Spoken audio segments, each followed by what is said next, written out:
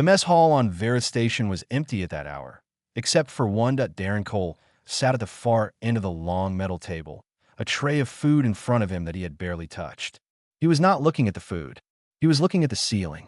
Specifically, he was counting the ventilation panels. How many, how wide, which direction the airflow moved. Old habit. The kind you build when you spend enough time in places where the exits matter more than the entrance. That he had arrived on Vera Station 2 days ago. He had not slept well either night. The station was enormous. It orbited a pale, blue gas giant in the outer Vera system, and it had been built over many decades by many species, each adding their own section, their own gravity level, their own corridors that made no sense to anyone else.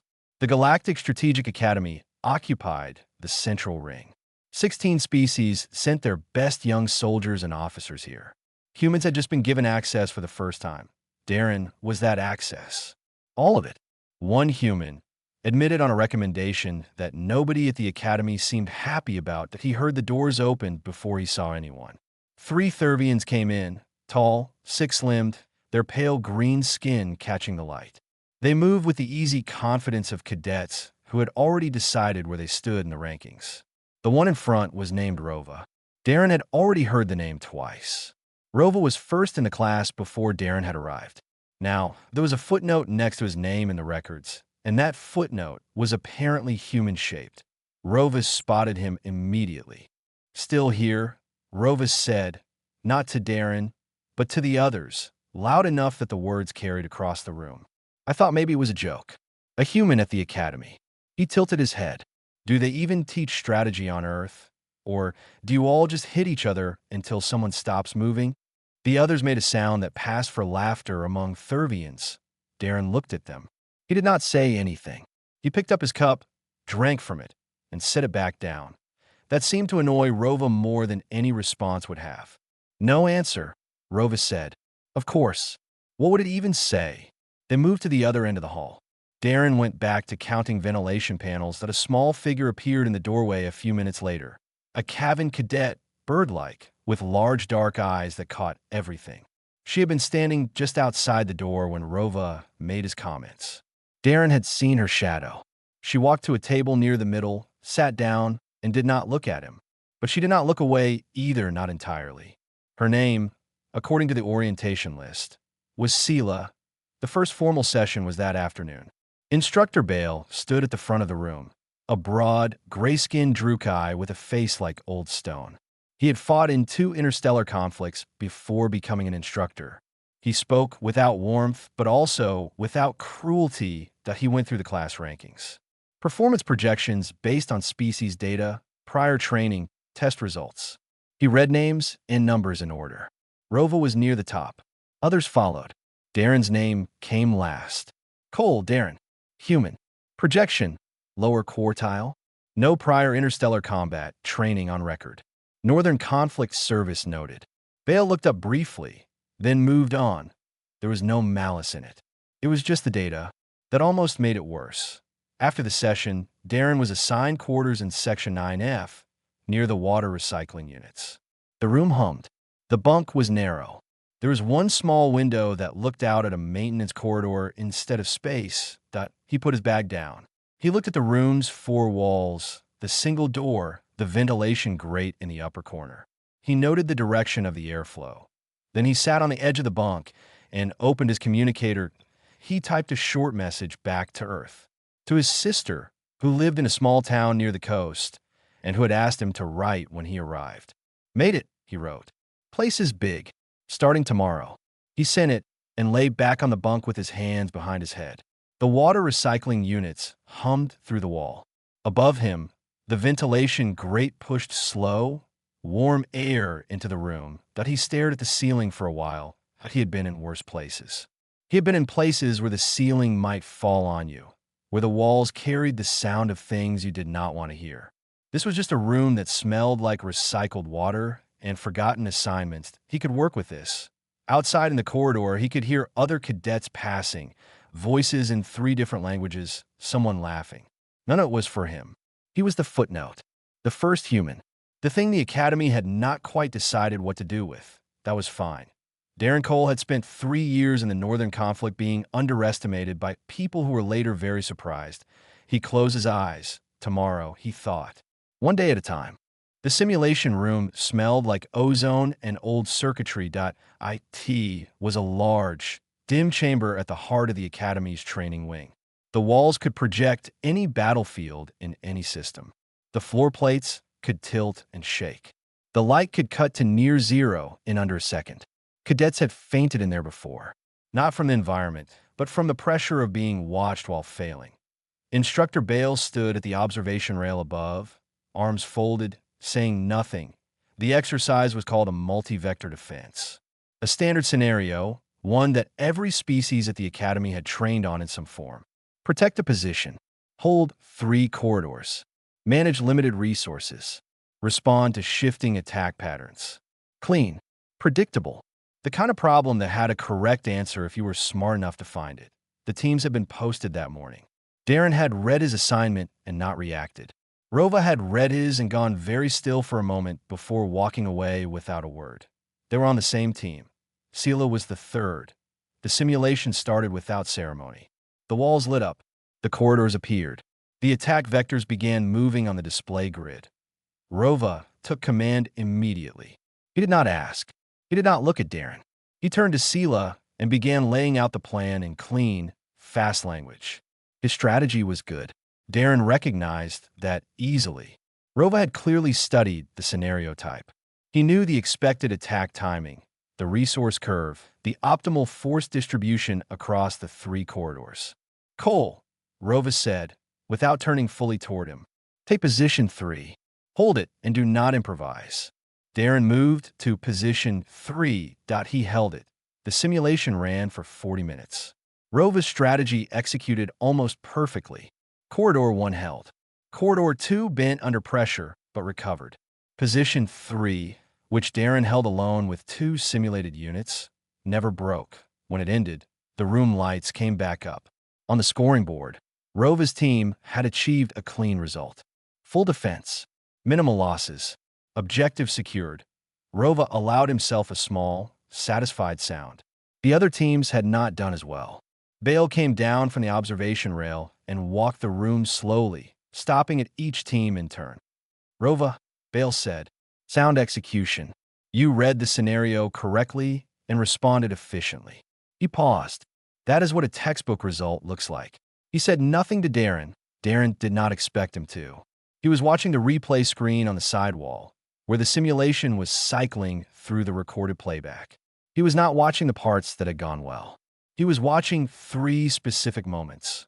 A gap in the timing of the eastern attack wave, a blind angle at the junction between corridors 2 and 3, and a moment in the final phase where the simulated enemy force had paused for 4 seconds with no in-game explanation.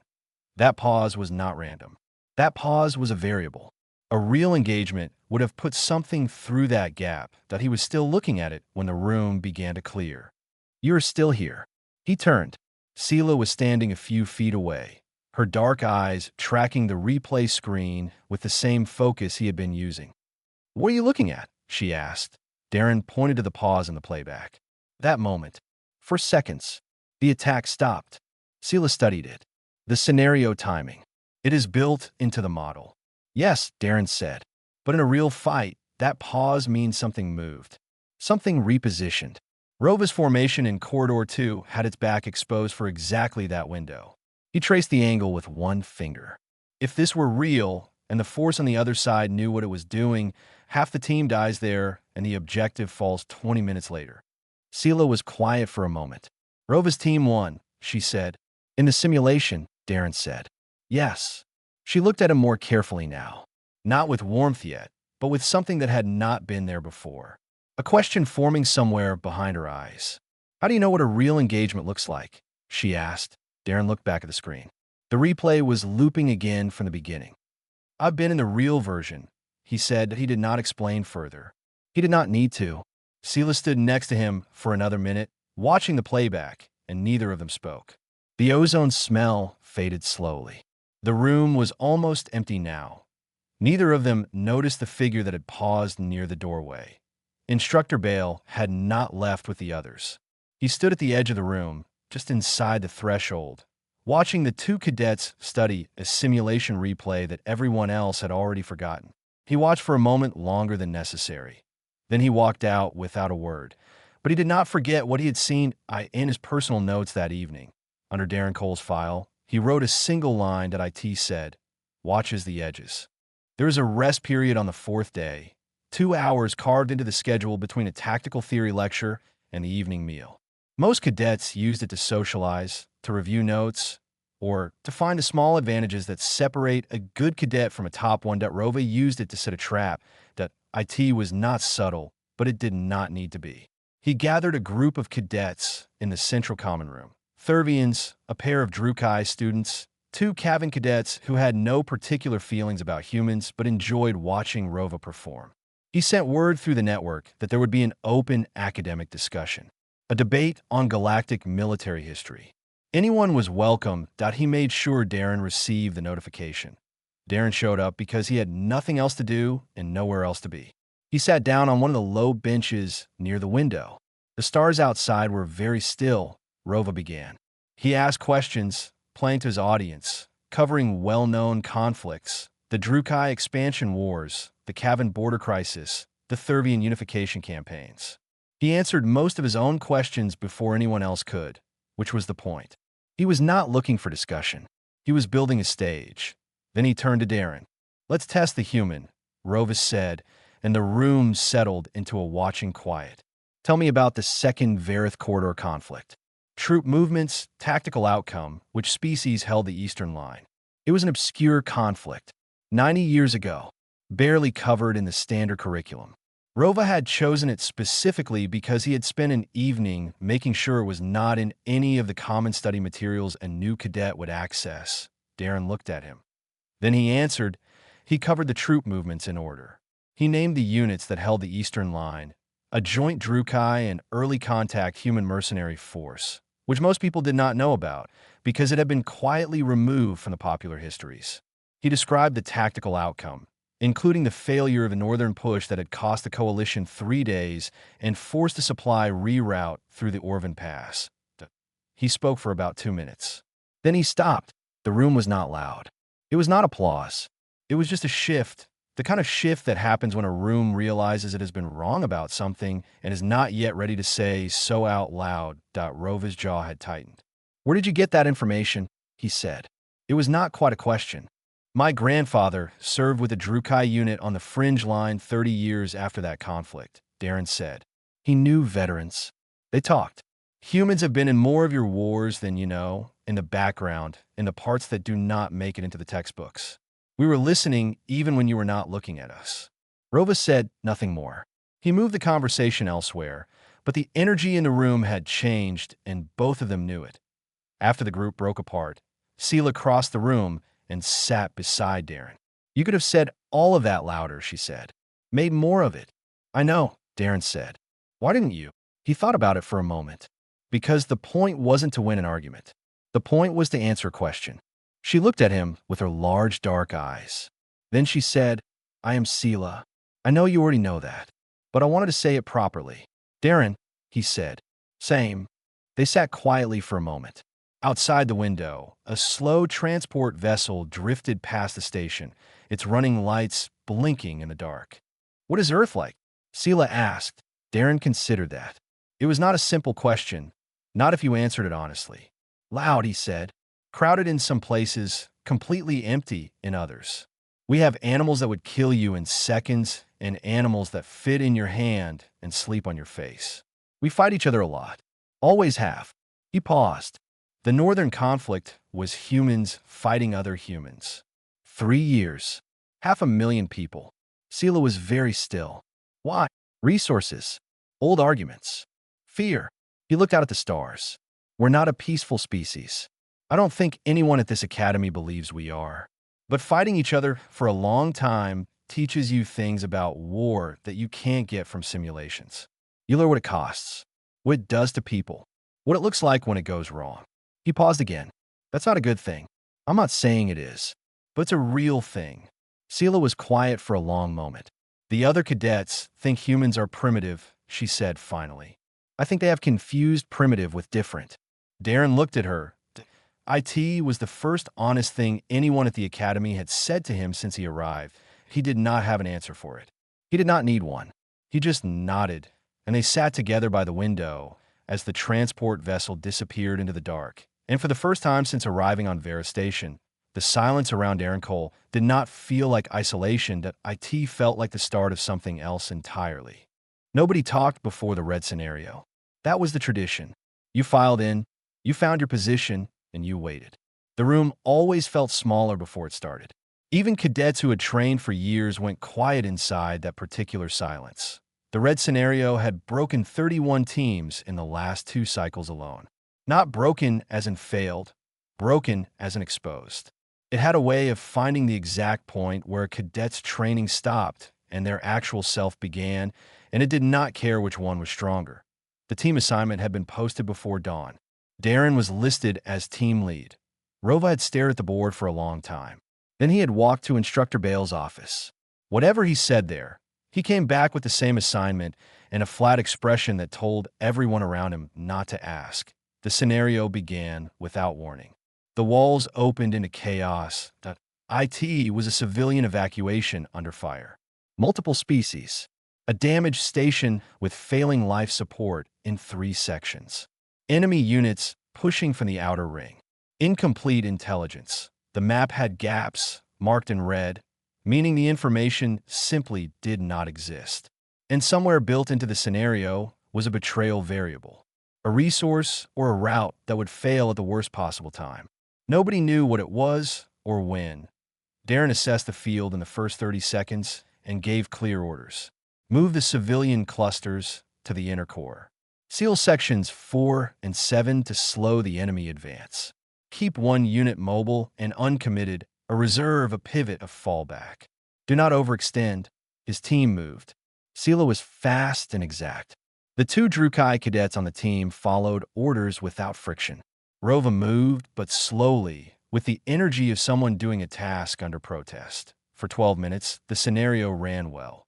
Then Rova broke formation that he had identified what he believed was a faster route for the civilian movement, a corridor on the eastern side that would cut evacuation time by 4 minutes. In a standard scenario, it was the correct instinct. He pulled 2 units from the central line and rerouted them without telling Darren. The betrayal variable activated the moment his units entered that corridor. The passage had been flagged, not by the enemy, but by a structural failure. The corridor collapsed in the simulation. The 2 units were gone.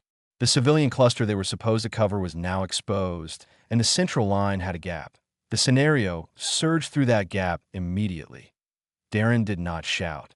He did not hesitate. Sela, take your unit, absorb the civilian group, move to Corridor 9. Do not stop. He shifted his own position to close part of the gap. Drukai 2, fall back to inner junction. Hold until I reach you. Do not engage directly. Delay only. It was not a recovery. It was a controlled collapse. He stopped trying to win the scenario as it had been and started building a new one for what was left. 3 civilian clusters instead of 4. 2 corridors instead of 3. Less total coverage, but the coverage that remained was solid. The simulation ended 11 minutes later. The board showed results. Total civilian loss, 19%. In a scenario that regularly produced results above 50%, 19 was almost unheard of. The objective had been preserved. The team had survived. Instructor Bale walked the room without speaking for almost a full minute. Rova, he said at last, what you did was tactically logical in isolation. You saw a faster path and you took it. That kind of instinct is valuable. He paused. It is also the kind of instinct that gets people killed when it is not coordinated. You pulled assets from a shared plan without communication. Everything that followed was the result of that one decision. Rova said nothing. His jaw was set. Bale turned to the full group. This team lost those 2 units and still produced the best red scenario result this academy has seen in 6 training cycles. He let that sit for a moment. Then he walked out of the room. He did not say Darren's name. He did not need to. Everyone in the room already knew what he meant. Sela found Darren near the wall as the team dispersed. She looked at him for a moment, then at the scar that ran along his left forearm, visible now because he had rolled his sleeve during the simulation and had not rolled it back. She had not seen it before. "You have been in a real collapse," she said.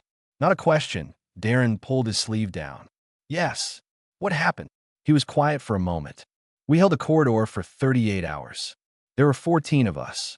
Civilian transports needed to get out. We made sure they got out." He did not say how many of the 14 came back. His expression said the rest. Sela looked at him for a long time after that. She wanted to say something. She could not find words that felt right for it. Some silences carry more weight than words can hold, and she was beginning to understand that Darren Cole had been carrying something like that since long before he arrived on Vera Station. She did not try to fill it. She just stood beside him for a moment, and that was enough. Outside the training wing, somewhere in the upper corridors of the station, a shuttle was docking. A senior officer's shuttle. The kind that carried rank markings most cadets would not recognize. Darren did not know about it yet, but Instructor Bale did. The shuttle in docking bay 3 carried a Drukai general named Orvith, and Orvith had not come to the academy for a ceremony. He had come because the situation on the Kelver frontier was getting worse. And when things got worse, the people who made decisions liked to be near the people who understood the shape of bad situations. Darren did not know any of this when he walked into the main corridor on the 6th morning and nearly walked directly into the general. Orvith was old by Drukai standards. His gray skin had gone almost white at the edges. He walked with a slight lean to the left that came from a wound that had never fully healed. He had 4 decorations on his uniform, each one representing a conflict most cadets had only studied in brief, that he saw Darren. He stopped. Darren recognized the rank markings and straightened automatically. Orvith looked at him for a moment. Then he said in accented but clear Galactic Standard, "Cole, Northern Sector." It was not a question. "Yes, sir," Darren said. The general stepped forward and, in the formal Drukai style, pressed the back of his hand briefly to Darren's shoulder. It was a gesture of direct respect, not a greeting between equals, a recognition between a senior and someone the senior had decided had earned the contact point. 2 cadets passing in the corridor stopped walking. They stared. "I serve alongside Unit 14 in the Kelver Auxiliary Action 3 years ago," Orvith said. "We shared a supply line for 6 weeks. Your people were quiet. They did not complain about the rations. They shared their medical supplies without being asked." He paused. "I heard what happened at the corridor." "All of it?" "Yes, sir," Darren said again. He did not know what else to say. Nobody talked about the corridor if they could help it. He had not talked about it here at all. Orvith held his gaze for a moment longer. Then he moved on down the corridor, accompanied by 2 aides who had watched the exchange with visible confusion. Maybe why the time Darren reached the study hall. Word had moved faster than he had. Cadets looked up as he came in, not with warmth. Not yet, but with the specific expression of people who have been forced to update a calculation they thought was already finished. Admiral Torvin sent for him. After midday, Torvin's office was in the upper ring, where the gravity was slightly heavier. He sat behind a wide desk with very little on it, and he watched Darren come in and stand without invitation to sit. "Sit down, Cole," he said. "Darren Saturday. General Orvith mentioned you this morning," Torvin said. "He was not the first senior officer to mention you. He is the 3rd. He folded his hands on the desk. "I want to ask you something directly, and I want a direct answer. Why did you not mention your service record when you arrived?" "Nobody asked," Darren said. "The corridor action at Northern Sector is in your file," Torvin said. "Buried, but it is there. 14 soldiers. 38 hours. 62 civilian transports confirmed escaped. 11 soldiers did not come back." He looked at Darren. 3 alien military commanders submitted independent recommendations for your enrollment here. Not a political recommendation, a personal one. This enrollment was not a gesture. It was a recognition. Darren was quiet. He had not known about the 3 recommendations. He had been told he was enrolled and had assumed it was a program, a trial run, a footnote, like Rova had called him. "Why didn't someone tell me that?" he said. "It came out more plainly than he intended. Because we wanted to see what you would do without it," Torvin said. He looked at Darren steadily.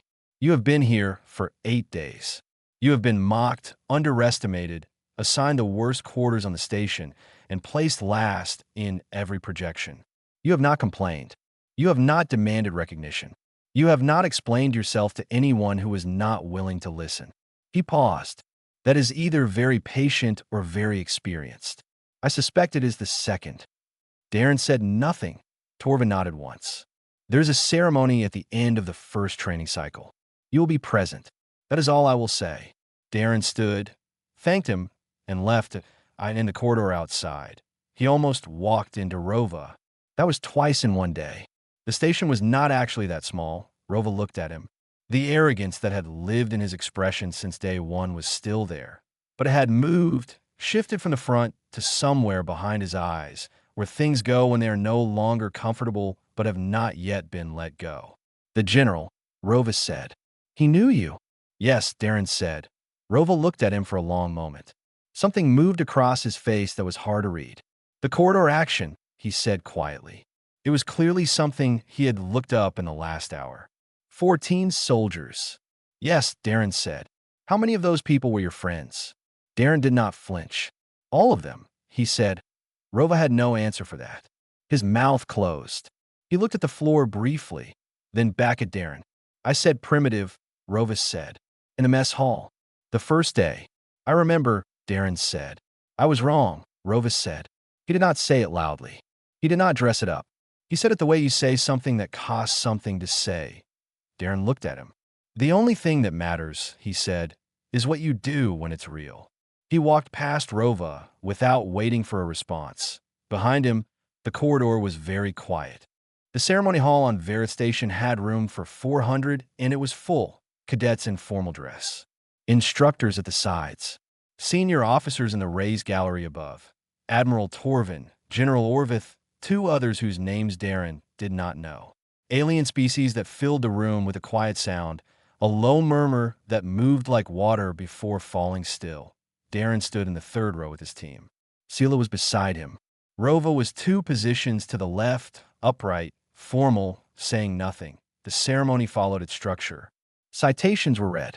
Cadets were called forward one by one for academic commendations, performance recognitions, unit awards. Rova's name was called for top tactical score. He walked forward, received it cleanly, returned to his position. His eyes did not go to Darren. Instructor Bale took the floor near the end that he was not a man who performed. When he spoke in lecture, he spoke efficiently. When he corrected errors, he was brief. Nobody had ever seen him be anything other than exact. So when he paused after returning to the podium, and that pause stretched longer than anything he had done in front of a room before, the hall went genuinely still. The Verith War Medal, Bale said, is not awarded for academic performance. It is not awarded for top simulation scores or clean execution of known scenarios. It is awarded, when it is awarded at all, for a quality that cannot be taught and cannot be measured in projections. He looked out across the hall. It is awarded for the combination of composure under chaos, protection of others before self, and the ability to lead not from a position of authority, but from a quality of character. He picked up the medal from the case beside him. It was dark metal, simply made, with no decoration other than a single marking on the face. This cycle's recipient is Cadet Cole Darren, human, Northern Sector veteran. The room shifted that IT was not silence. It was not applause. It was something between them, a large space of recalibration. Cadets looked at each other. Some looked down. A few looked at Darren with expressions that had taken 3 weeks to build and were only now being replaced by something newer and less certain. Darren walked forward. He did not look at the gallery. He did not look for Rova. He kept his eyes forward and walked at a steady pace, the kind you learn when you have walked through places where the pace itself has to carry confidence. He took the medal from Bale's hand. Bale looked at him. In 17 years of running this ceremony, he had not once said anything to a recipient beyond the formal acknowledgement. This time he held Darren's gaze for a half-second longer than necessary. IT was enough. Darren turned to face the hall. The room was watching him. He had not prepared words. He had not expected to need them, that he spoke for sentences. Instructor Bale ran a scenario called the Red Scenario. That's where I found out what kind of place this is. He paused. Thank you to Sela, who asked real questions. He looked out at the hall. This belongs to 11 people who held a corridor with me and did not come home. I'm just the one still walking." He returned to his position. The hall was quiet for a moment after that.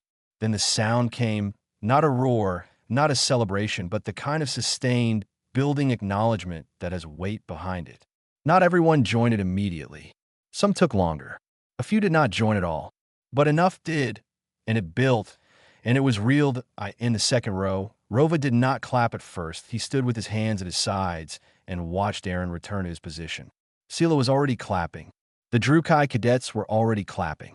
Rova stood still for another few seconds. Then he brought his hands together. Once, twice, slowly, but without hesitation. That was all. That it was enough. After the ceremony, after the hall had emptied and the formal structure of the day had dissolved into small conversations and the sound of chairs being moved, Darren found himself at the observation deck on the Upper East Side of the station. It was his favorite spot now, though he had only found it a week ago. The view was unobstructed. The gas giant below turned slowly, a pale blue that did not look real. He heard footsteps behind him. He already knew it was Sela. She had the lightest step of anyone he had met on the station, but he had learned the sound of it. She stood beside him without saying anything for a moment. Then she said, "What are you thinking about?" "What comes next?" he said. "I have 4 months left here. Then an assignment. I don't know where yet." He looked out at the stars. "I've been thinking about whether the galaxy is ready for more of us." Sela was quiet for a moment. "I think," she said slowly, "that the galaxy has already decided. It just has not announced it yet." Darren looked at her. She was looking out at the stars, her dark eyes reflecting the pale blue of the gas giant below, and she was smiling in the small, certain way of someone who has worked something out. He turned back to the window. Out in the dark, past the station's light, the stars were very far away, and very many. Every one of them was a system. Every system was a story.